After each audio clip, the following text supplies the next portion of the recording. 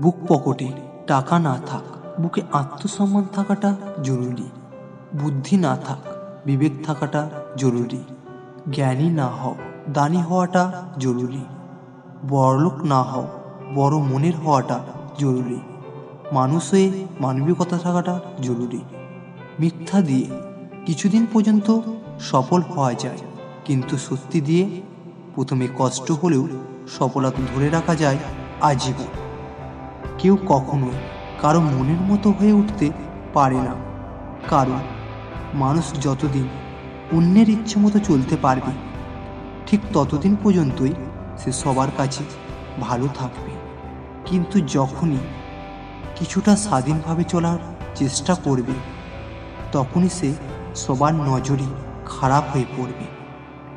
জীবনে মানুষ যখন কোনো ঘটনায় ভয় পেয়ে পিছিয়ে যায় বা ভয়কে মনের ভিতর বয়ে নিয়ে প্রতিদিন জীবন অতিবাহিত করতে চায়, তবে তার পরাজয় হয়।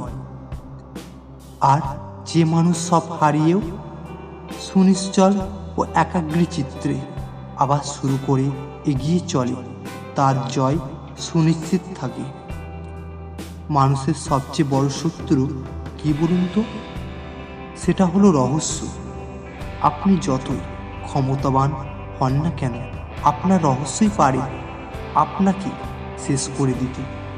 তাই নিজের রহস্যের কথা কখনোই পাঁচকান করবেন না। ওটা আপনার একান্তই ব্যক্তিগত। প্রার্থনা করার সময় ব্যক্তির মন্দিরে থাকাটা জরুরি নয়, কিন্তু ব্যক্তির মন ঈশ্বরে থাকাটা জরুরি। যখন মানুষের জীবনে আর দেখার মতন কিচ্ছু থাকে না, মানুষ সব জায়গায় পরাজিত হয়।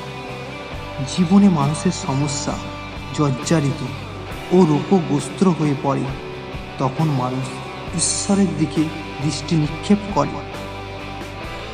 যার উপর বিশ্বাস থাকে না, সে সত্যি বললেও মিথ্যা মনে হয়।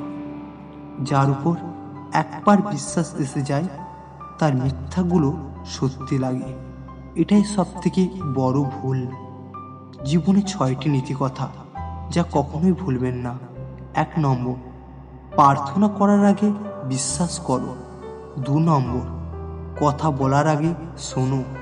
3 নম্বর, খরচ করার আগে উপার্জন করো।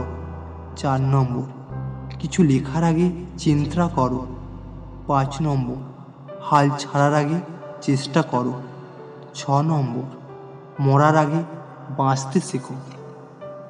এই জগতে কেউই সম্পূর্ণভাবে পরিপূর্ণ ও নির্ভুল নয়।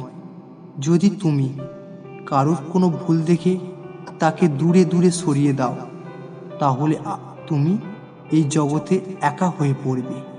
তাই কাউকে বিচার করতে যেও না, ওটা ঈশ্বরের উপরে ছেড়ে দাও। তুমি শুধু সবাইকে ভালোবেসে যাও। পুরুষ নিজেকে যতই মহান ভাবুক না কেন, তার জন্ম কোনো নারীর গর্ভেই হয়েছে।